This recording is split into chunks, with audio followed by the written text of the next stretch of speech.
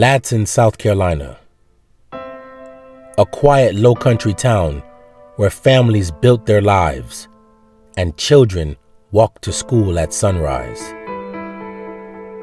In 1990, one of those children was Crystal Leigh Surrell, a tall, fast, energetic 13-year-old. Her family called her Crickette. But on a November morning, the walk she had taken so many times before would be her last. Her disappearance would spark a frantic search, a devastating discovery, and a murder investigation that would stretch on for more than a decade. Tonight, we don't just examine the case. We honor the child behind it. This is the story of a life taken too soon and a name her family refuses to let fade. This is Remembering Crickette.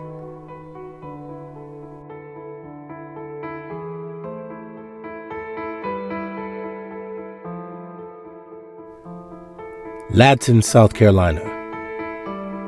A quiet Lowcountry community where tall pines line the sidewalks and children walk to school beneath the early morning sun. In November of 1990, one of those children was Crystal Leigh Surrell.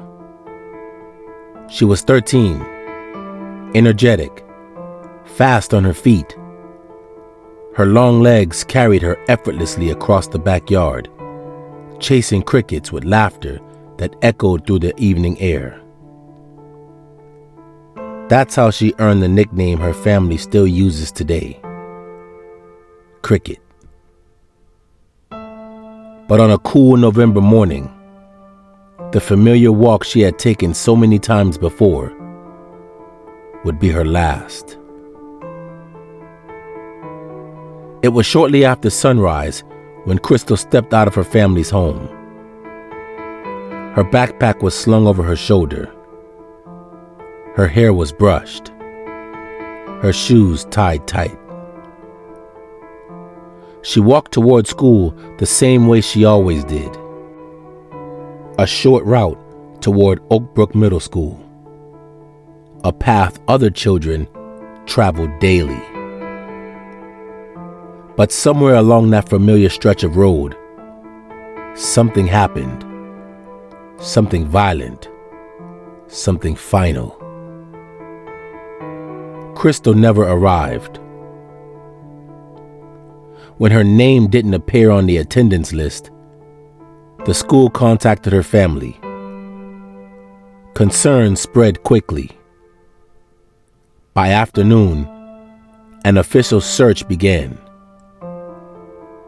Deputies scoured the area. Neighbors joined them. Cars moved slowly up and down Dorchester Road, their headlights piercing the fading daylight.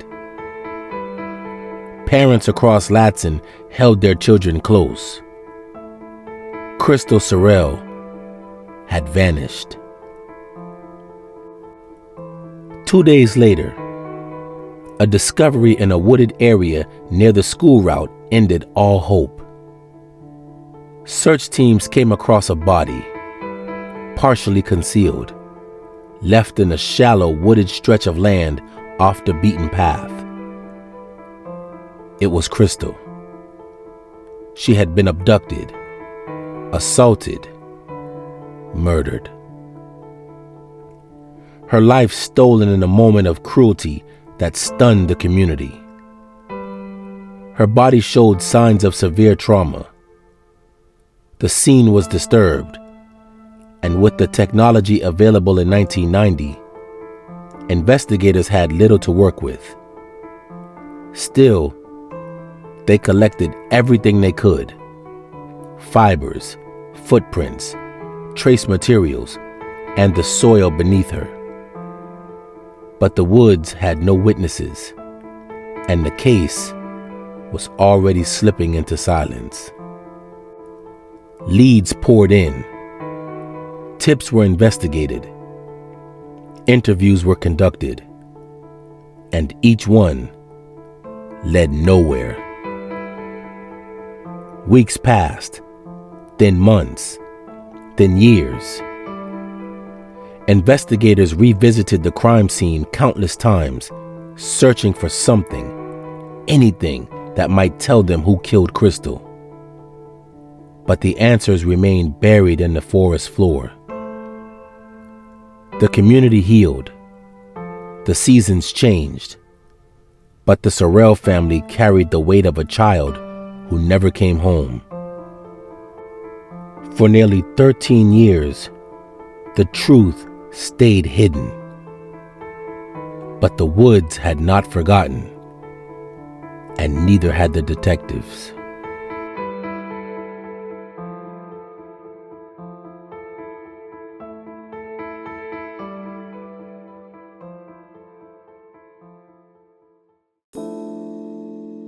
On a November morning in 1990, 13-year-old Crystal Leigh Surrell, known to her family as Crickette, left her home in Ladson, South Carolina, and never made it to school. Her disappearance shook the community. Her murder haunted investigators, and her family spent more than a decade waiting for answers. Tonight, we honor her memory and we revisit the case that took 13 years to solve. This episode is dedicated to Crystal. This is Remembering Crickette. For more than a decade, the murder of Crystal Leigh "Crickette" Surrell remained unsolved. But in 2003, advances in forensic science and a renewed cold case task force brought investigators back to the evidence. They reopened the file, re-examined the woods, re-interviewed witnesses, and one name kept resurfacing. In the early 2000s, South Carolina agencies formed specialized units to re-evaluate long-dormant cases using strengthened forensic tools.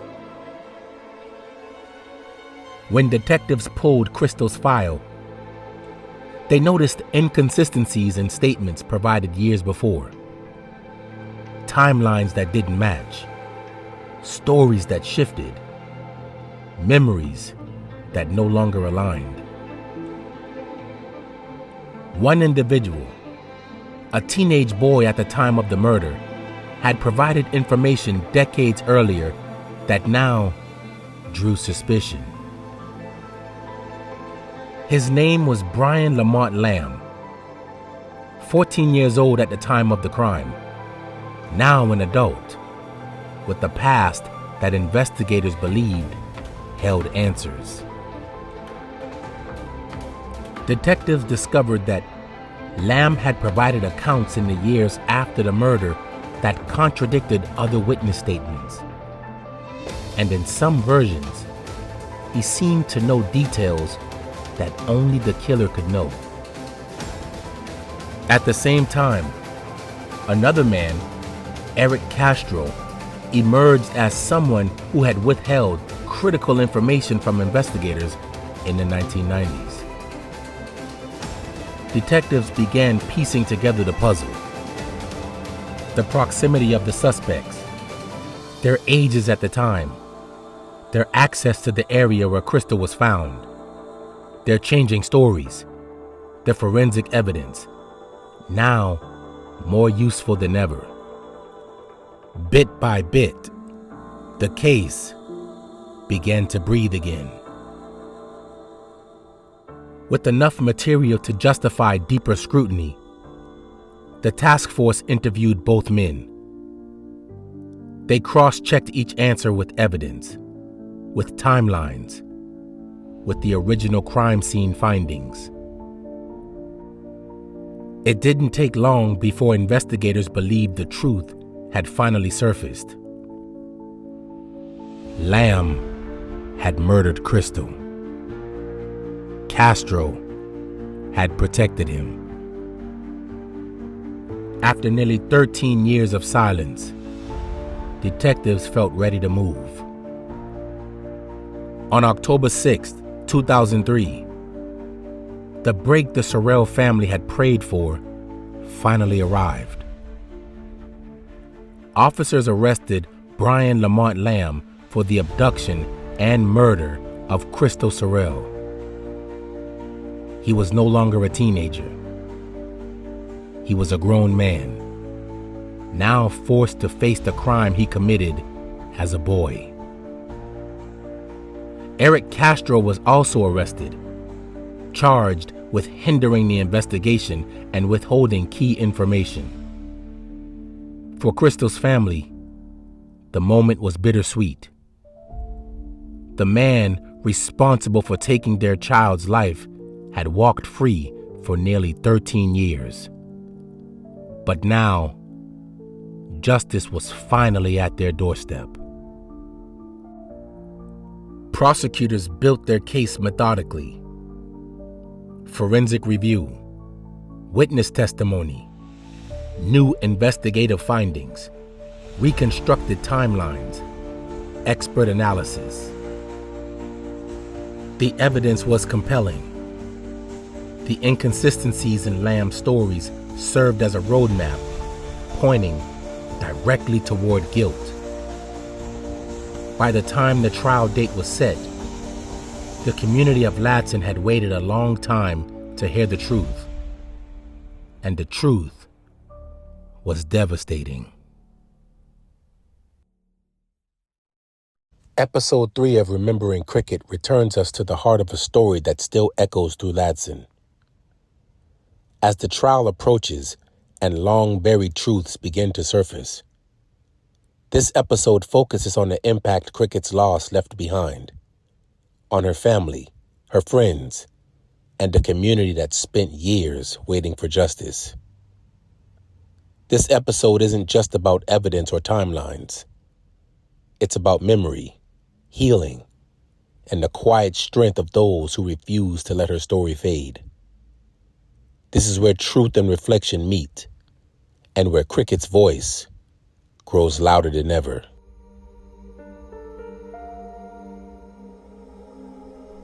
In 2004, after nearly 14 years of unanswered questions, the case of Crystal Crickette Surrell finally reached the courtroom. Families, reporters, community members, all gathered to hear the details behind a murder that had shaken Ladson to its core. Prosecutors presented a clear narrative. A teenage boy, acting with violent intent, abducted, assaulted, and murdered Crystal on her way to school. Evidence, both physical and testimonial, established a timeline that could no longer be ignored. Witnesses described inconsistencies in Lamb's past statements. Experts reconstructed the scene in the woods using modern forensic methods.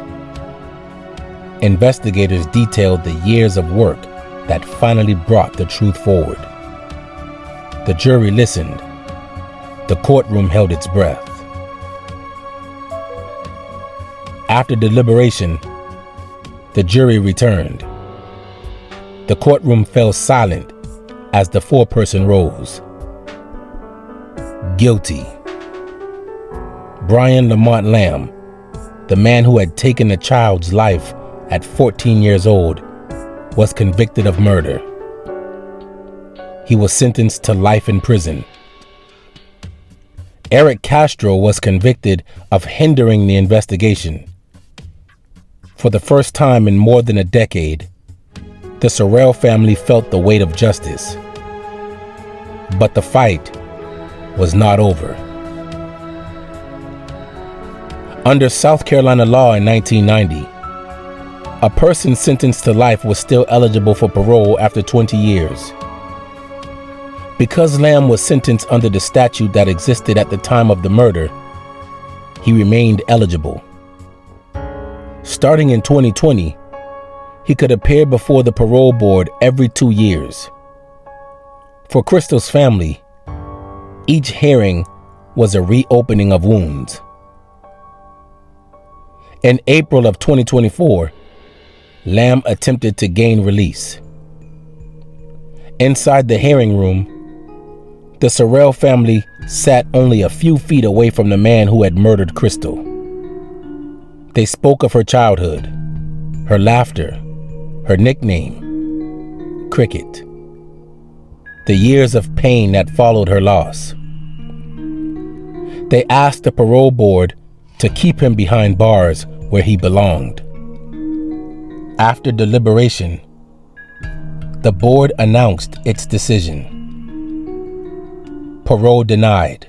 But the process would repeat again and again for the rest of Lamb's life.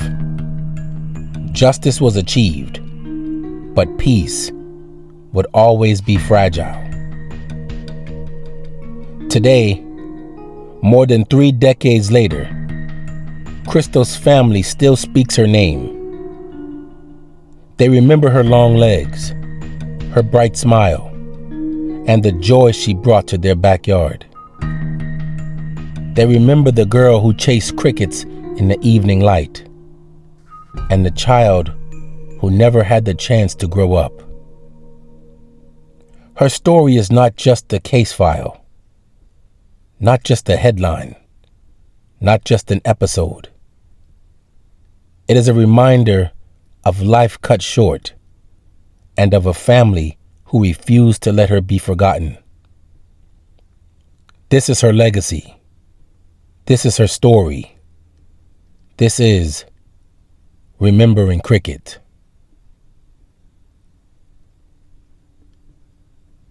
This has been Remembering Crickette. If this story moved you, please share these episodes and help keep Crystal's name alive.